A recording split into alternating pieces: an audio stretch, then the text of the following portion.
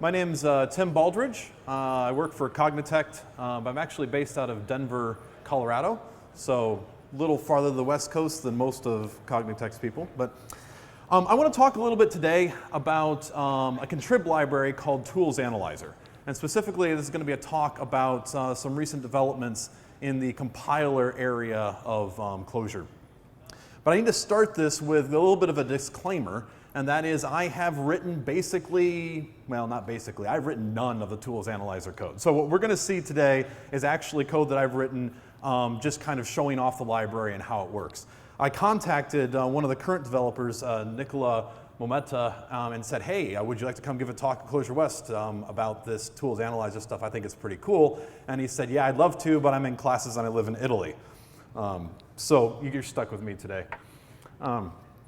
But primarily what we're going to talk about is one of three phases of a compiler. In general, compilers can be broken up into three pieces. They are the lexer and parser, the analyzer, and the emitter. Clojure kind of follows this pattern to some extent, and we can see the first step of this compilation process, the lexer and the parser, if we just call read string on a string that contains something that looks like Clojure code. And what we get out of this is a list with a symbol, plus, and the numbers 1 and 2. Some compilers, for various reasons, if their syntax is a little more complicated than a Lisp, will actually break up the lexer and parser into two distinct pieces. But in Clojure, like most lists, these are combined into just the reader, the Clojure reader. So the output of the reader is a list with some symbols and some numbers in it in this case. That doesn't really tell us a whole lot about what this is. It doesn't tell us if the plus is perhaps a literal symbol or a reference to some function or something of that nature. And so this has to be analyzed, and we need to have enriched information about this list for the compiler to use. Now, what we're familiar with when we work at the REPL is the read, eval, print loop, right? So the analyzer and the emitter, normally, when we work with them, are combined into a single function call called eval. So if we call eval with that list that we got out of the reader of 1 and 2, we get back 3.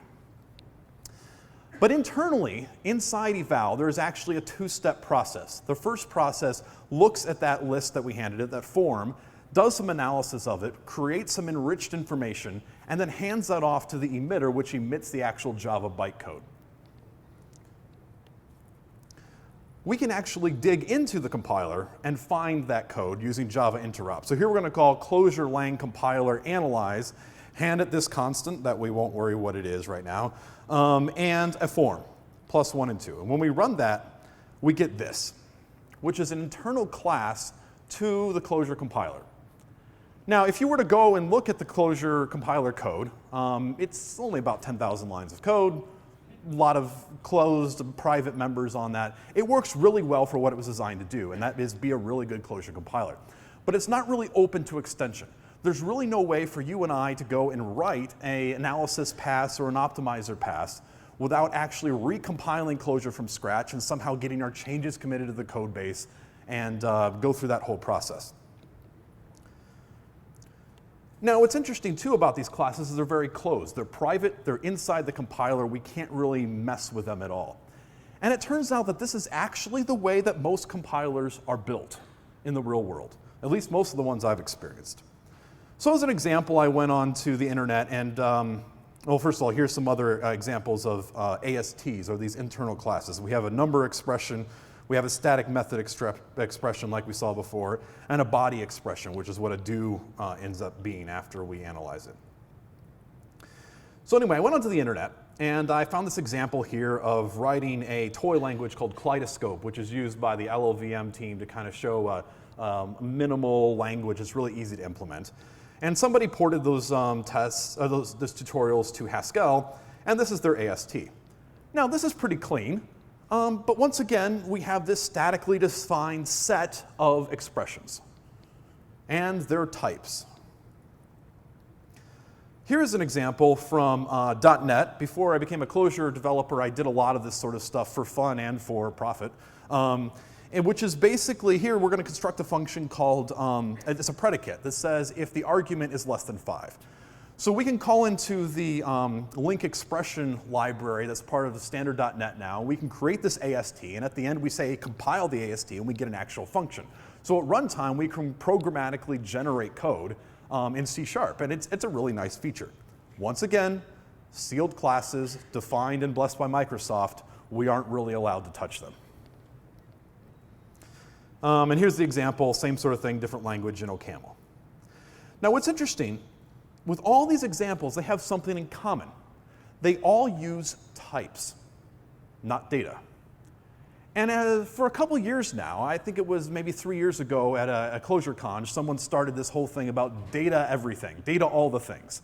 And that's kind of been the rage ever since. And it's really one of the core values of Clojure, is that we should represent everything as data so that we can manipulate it with a common set of functions. We should be able to assoc into our ASTs, dissoc, merge, all these things that we're used to doing. So what would it look like if we started representing code as data on an AST level? To represent this intermediate layer after it comes out of the analyzer as actual data. Well, an easy way to do a constant would be something like this. We have a hash map, we have an op that says this is a constant. We have a value, which is, in this case, 42, and we say this is a type of integer. So that whoever looks at this in the future doesn't actually have to say, well, what is the value? Is it a float, a string, or whatever? We're going to just kind of analyze that once and attach this information. Well, that works pretty well. So how about an if? Here's an if. Op, if. We have some metadata here of the line and column that this form was found at. And then we have test, then, and else, which represent the 3 branches of an if. We have the test that we're going to do our conditional check on, and then we're going to go to either the then or the else branch. Now, this is the way that ClojureScript was originally written. And I'm not actually sure. I did a little bit of research to try to find out who it was that originally tried to represent Clojure ASTs as data. And I really didn't come up with any good answers because it kind of came out of the whole ClojureScript development. But Rich was involved, so I'm going to blame him because we can blame him for anything in Clojure. But anyway, this method of looking at data, looking at ASTs works fairly well, but there's something missing. And I think this is a key point when we start to look at representing data to our programs. And that is, there's almost not enough information here. There's not enough information here for future passes to traverse the tree of data. We don't know which of these members are child nodes. In this case, meta is not a child node. It doesn't actually ever get executed. It's just meta information. Test, then, and else, however, are subnodes. And so it'd be nice to be able to express that to a program so that we don't have to actually hard code that information in the code itself and say if you're on an if node, you need to recurse into the test, then, and else. So what we do is we attach another entry to this hash map called children. And the important thing to notice here is that children is actually a vector. When I first looked at this, I was like, well, why did we use a hash set? It's actually a collection of child nodes. That makes sense. But a vector is actually imparts even more information to this AST. For we represent the children in execution order. With the exception of then and else will only ever be executed, either one or the other. But we'll ignore that part of it for now. But test will always get executed before the then branch or the else branch. And I think this is a good example of using a data type, which vector, for instance, is an in-order data type, using that data type to impart even more information that our code can use. So if we wanted to say, for instance, execute a function on every single node in our tree in the order that it would be executed by an evaluator or an interpreter or actually when the code is compiled, it's very easy to do that programmatically. So in the Tools Analyzer library, there are actually 4 required, semi-required, it's not enforced, but 4 recommended entries for every single node in our AST. The first one is the op, which provides polymorphic dispatch on the node. The second is the form, which is the unanalyzed form as it existed before we ran the analyzer on it. And it's there for reference and if we need to use it for something. Children is what we talked about, child nodes in execution order. And then environment is the full state of the analyzer when that node was created. And that's a pretty big thing to think about, that we have the full state of the analyzer when this node was actually generated. Now, it seems like that would create a ton of memory usage. But this is where the power of immutable data and structural sharing steps in. Because, well, op is just a keyword, so we don't have to worry about that. Form is a pointer to the original form. It's not actually a copy of that form. It's just a pointer into that S expression. Children is most often a constant. Every single if node is going to have test, then, and else, no more, no less. That's a constant. All the if nodes are going to point to the same vector. And environment is going to change very rarely. Just certain parts of it will. So the parts that don't change, due to the way persistent hash maps work, those parts will just be kind of copied around. So if we define an AST like this, we can define a function like I have here called postwalk that starts at the children and executes a function on every single node walking up the tree. We can then create something called, we can then just create a function that prints each node, or the type of each node. And we should see, if we go back up to our example here, we have two consts inside a do. So we should see const, and then the do, which is exactly what we see. All right, so for some examples today, we'll actually load up the Clojure Tools Analyzer JVM library. So what originally started as, let me back up, provide a little bit of history here. So a lot of these ideas of how to write compilers started in the ClojureScript project. About a year ago, there was a Google Summer of Code project, and some students took that analyzer code and pulled it out and started working on what they called Clojure in Clojure, which was a re-implementation of the Clojure compiler and analyzer in Clojure itself. Around 6 months ago or so, that was adopted as an official contrib project and broken up into 3 pieces. The first piece is a platform-agnostic library called Tools Analyzer, and that contains all of the code that's the same on every Clojure compiler. For instance, do is analyzed the same way on no matter what platform you're on.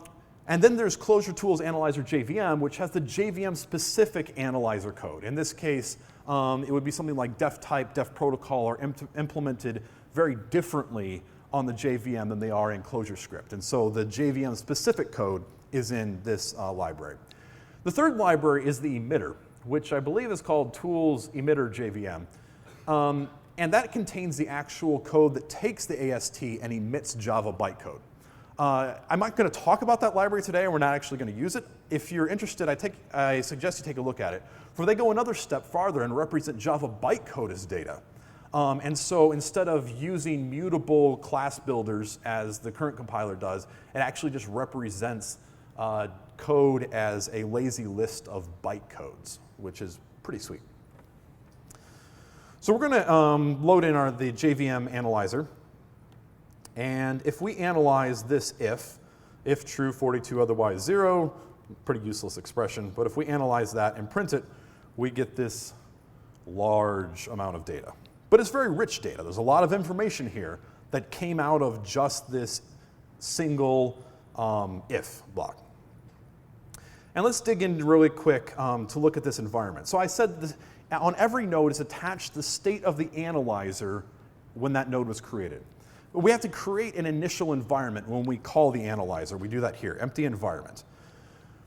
So the empty environment on the JVM version of this analyzer actually includes every namespace that we know about at that time, the current namespace we're in, and a whole bunch of other information. So if we take that environment, pull out the namespaces, it's an atom, so we deref it, and then call keys.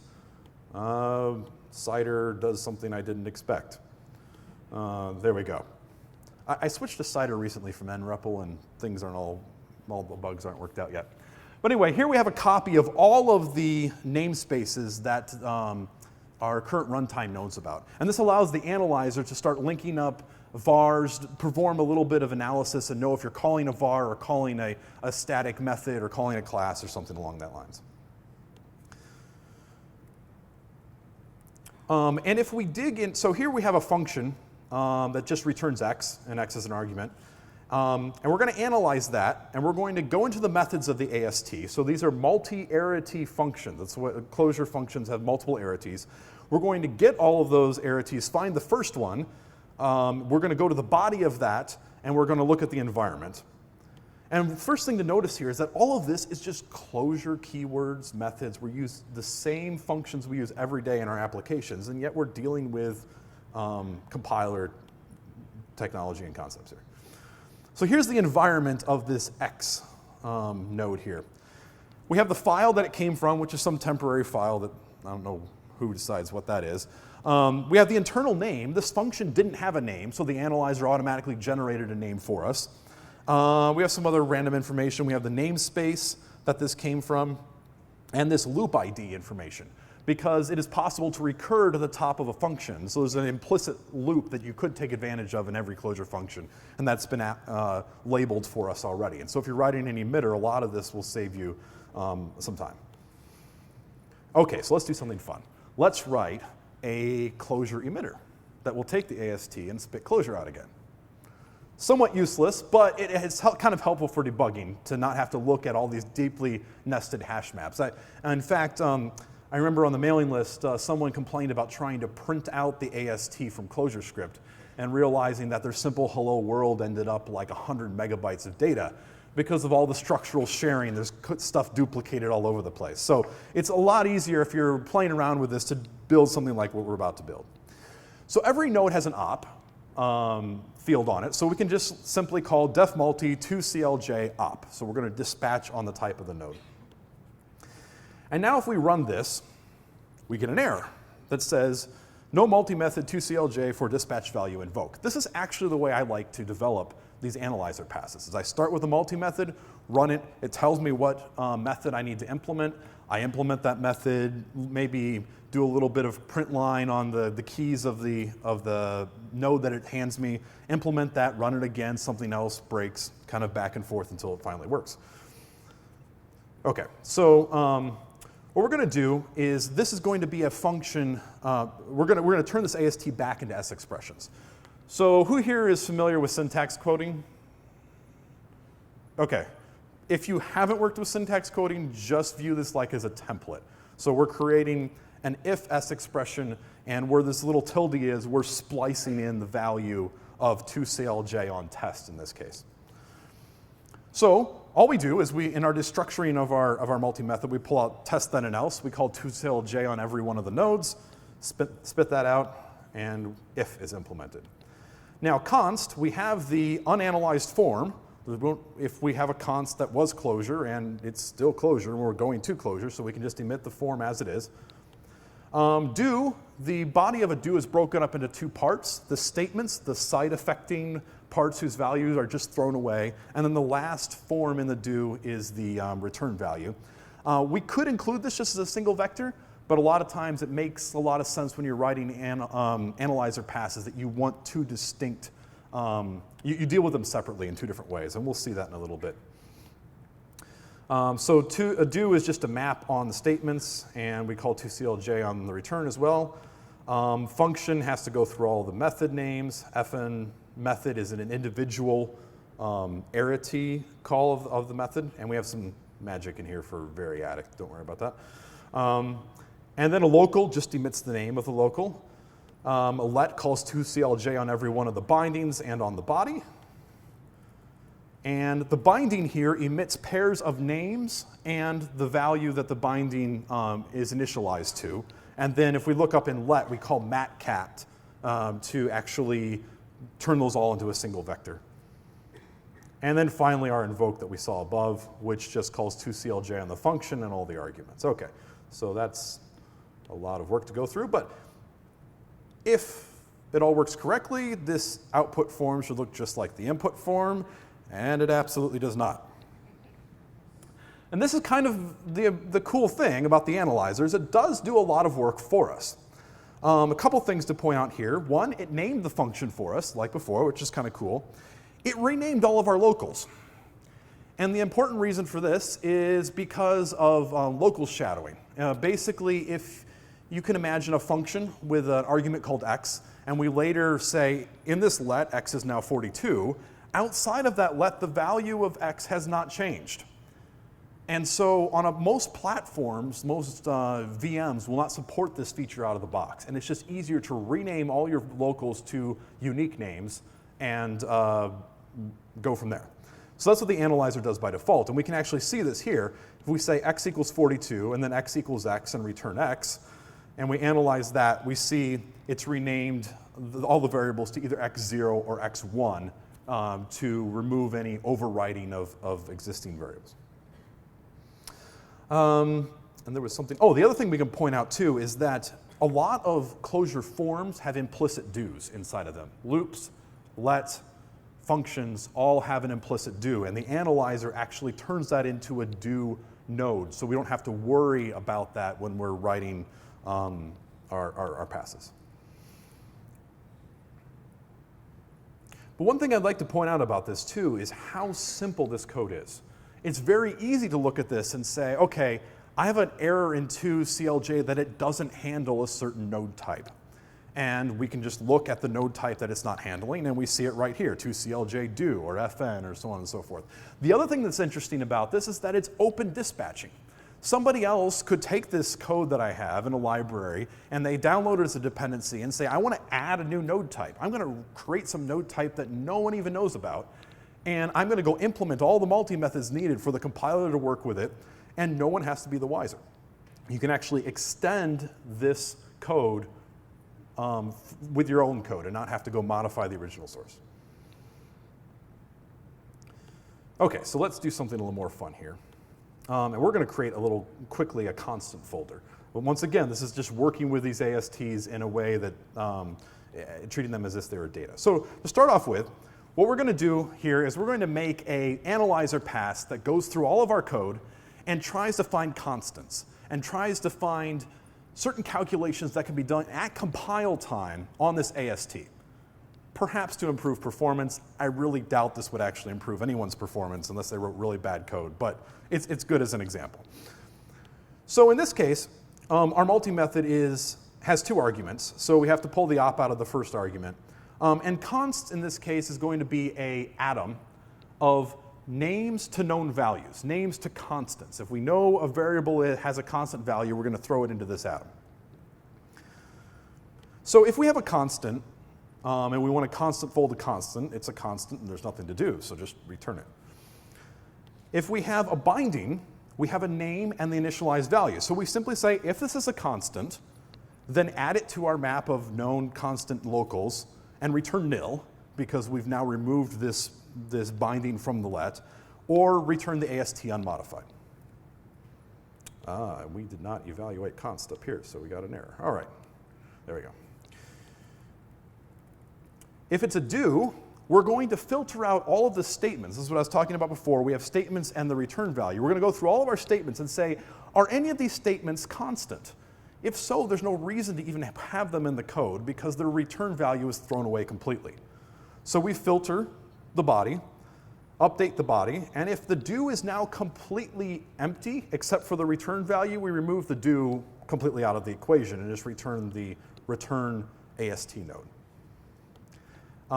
And here's where we start to get the real meat of what we're trying to do here. If we have a local, we have the name of the local here, and init is actually never used in nil, so don't worry about that part. So we have the name of the local. We look into our constants atom and say, do we have a known value for this local? If so, replace the local node with that constant. Otherwise, just leave it as it is. And then a let is a lot like a do. We filter out any of the bindings that are now nil, just kind of clean it up a little bit. Vars, we don't do anything, we remove them.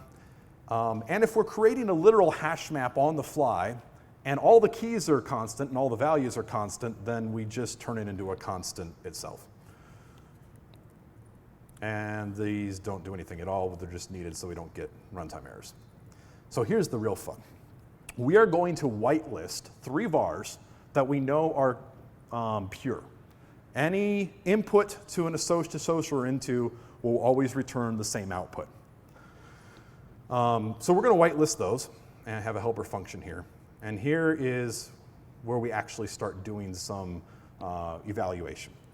If we have an invoke and the function we're calling is a var, and the var has been whitelisted, and every argument to that var is itself a constant, then we're going to call the var with all the arguments and create a constant node. So we're running this function at compile time instead of runtime. And we do the same thing for static calls, because some things like integer addition are actually calls to Clojure line numbers and not to vars. And this is much of the same code. Okay. So then we run our analyzer. We call postwalk, which will start at the children nodes and work their way up, much the way actual Lisp evaluation works. And here's where we have the real fun. So here's a kind of ridiculous example where almost everything can be done at compile time. But we define x to be 42, a in this map is x plus 1, in2 is a concatenation of two vectors, and we do some work on an empty map, and then we dissociate the empty map. And when we run this, we get a constant out. Now, what I think is kind of cool about this is, I mean, in reality, we're not going to run into a whole lot of situations in code that are this drastic of an example. But I think the real cool part of this is in this function right here, this method, this invoke. It's very clear what's going on. There's nothing, no specific dispatching on what the types of the nodes are, or finding, calling methods on these nodes or anything like that. It's just simply data manipulation like we use every single day.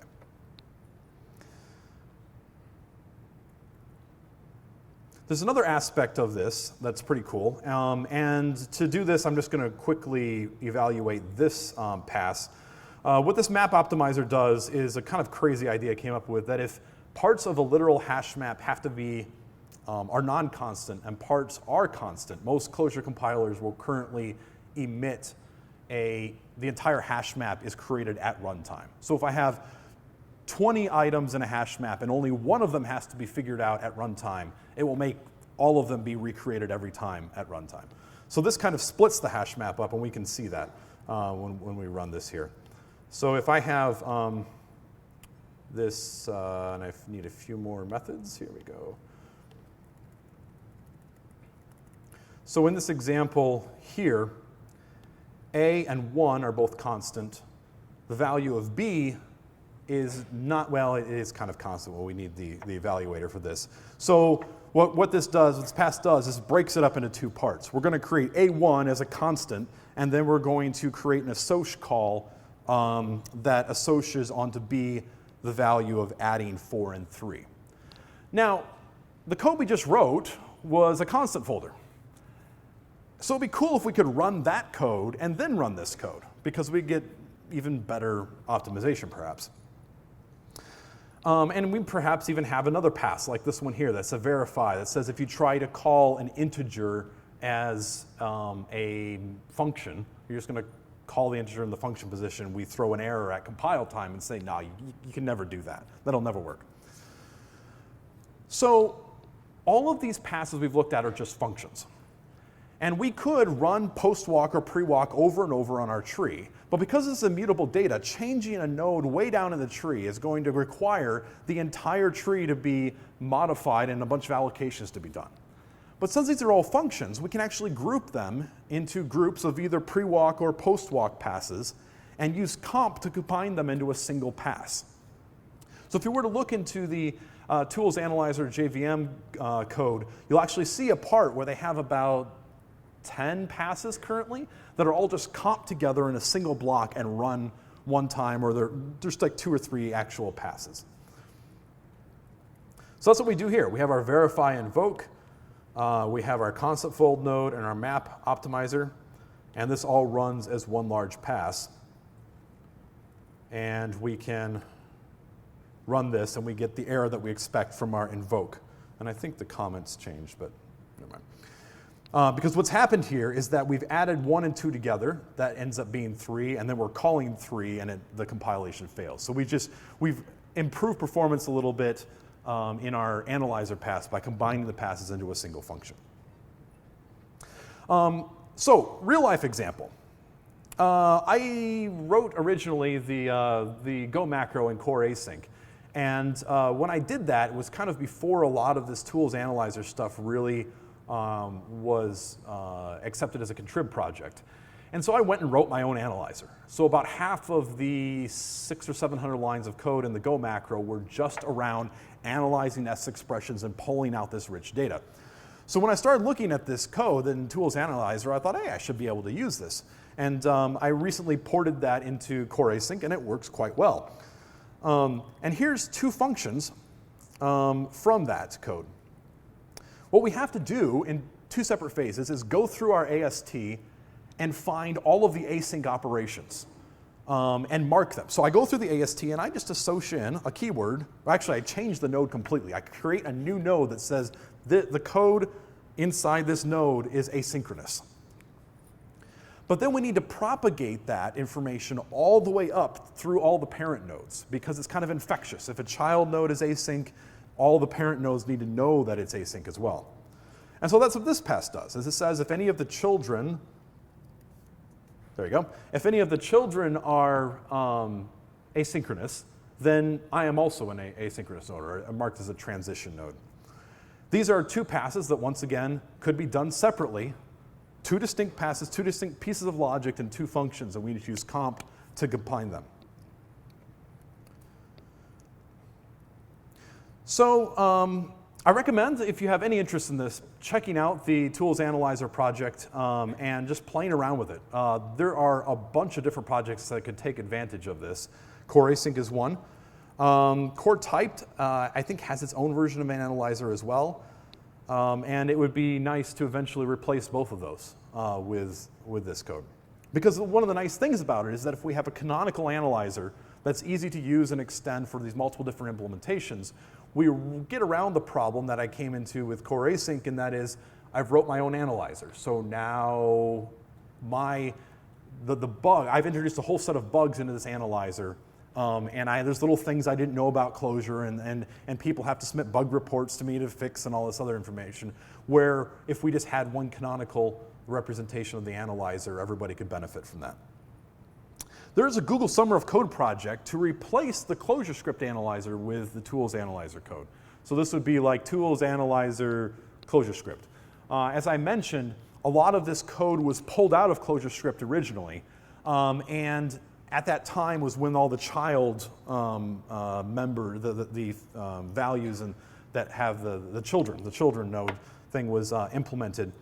And we need to actually integrate those changes into ClojureScript. That's a fair amount of work, but if we ever got to that point, once again, we'd have one more extra analyzer removed from the equation.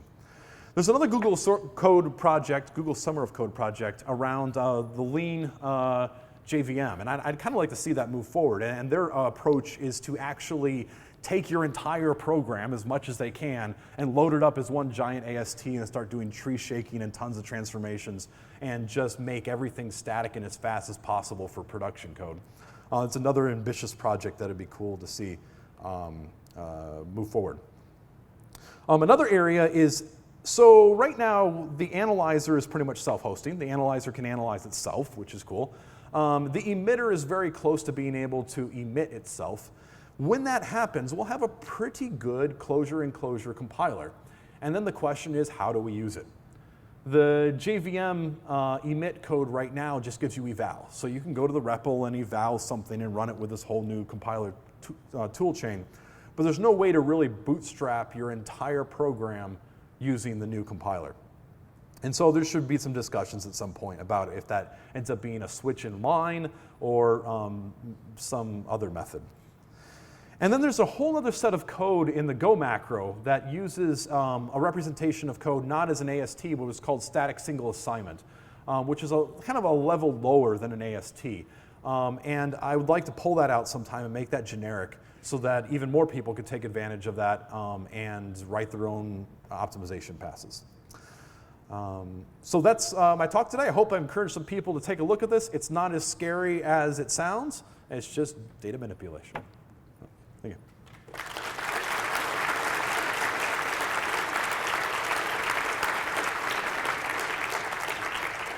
And we have about 5 minutes for questions. Yes? Is there any use of Clojure.zip? No, there's not.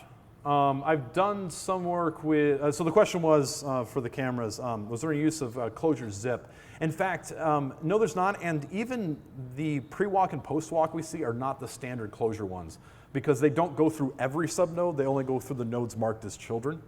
And so they kind of have their own implementation there. Yes? I have 2 questions. Yes? The first is, how does tools.analyzer work in the presence of macros? Does it run before macro expansion time or after? Can you hook it in to run before macro expansion time? Okay, yeah, the first question was how does the tools analyzer work with macros? So the tools analyzer JVM project hooks into the standard macro expand or has its own implementation of it. I haven't actually looked at that. If you download tools analyzer, it's a very open-ended extensible system. And so if you run that, it'll actually throw an error and say, I don't know how to expand macros, and you have to bind a dynamic var to a function that you create that does that, that does the macro expansion. But no, macro expansion is part of the analysis process. And so it has facilities for that, and depending which of the libraries you use, it does something different. But yeah, second question? My second question was, is there some guarantee that you can have that your analyzer passes need to converge? In other words, you would run them like using iterate to find a fixed point, to find the most succinct AST. Right, so the question was, is there something that runs the passes over and over until they finally converge into a fixed point? No, there's not. And currently, there's nothing even close to that complex. You just run post-walk or pre-walk however you feel like. I mean, I could have run them over and over here until I get the same thing out that I put in. But I don't know that anyone has tried that. I would love to see something like that. Yes? Right. There may be something in that. So the comment was that there might be something in the analyzer that does that. That's like one pass that maybe does that. It's not like the framework itself will run your passes over and over. But yes? What's the advantage of using a vector instead of an ordered hash map? I don't think there would be over an ordered hash map. The key is that it is ordered, and the order does mean something. Yeah. Yes?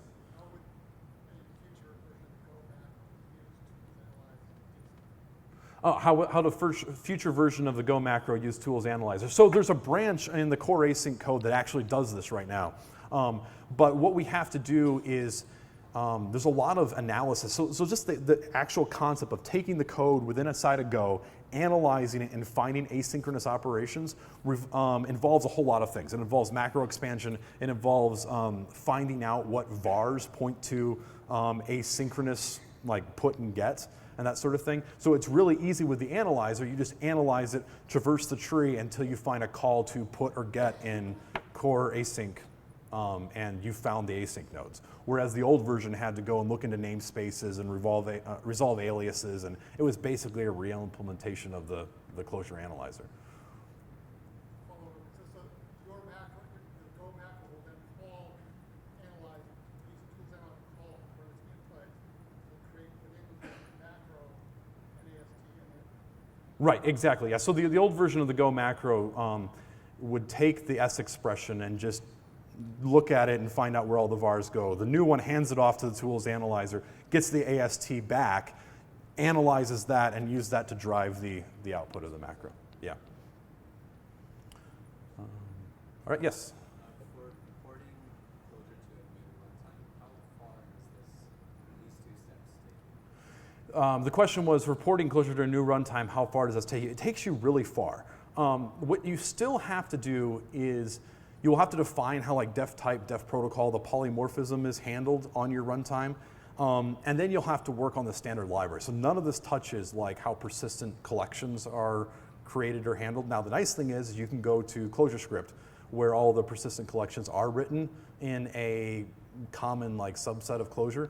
And you could copy a lot of that code and modify it and stuff. Some parts of it are JavaScript specific, but that's kind of the way it has to be. Yes?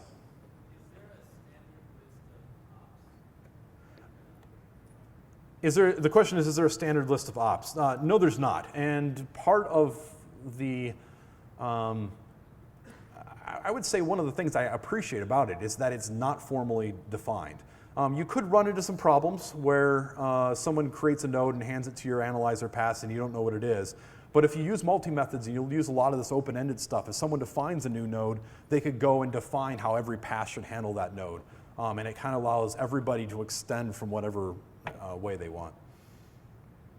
Yes? Can you talk about so I know that it actually, in addition to being data instead of opaque objects, there's actually other features it has. Like you talk about like line numbers, arrows, and whatever. You're right. So there's the question was what other features does it have besides representing ASTs as data? A lot of it is just that everything you need to write a good analyzer has really already been done.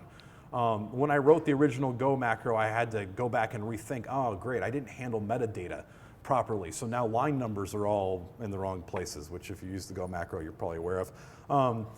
And a lot of that is fixed. A lot of that is just works out of the box. Another example is the dot form in Clojure. There's about 6 or 7 variants of it, and I never quite got it right in the Go macro. The analyzer now just emits it all as the same node. It ends up being the same AST node, and so I can handle that one node instead of handling all the different edge cases.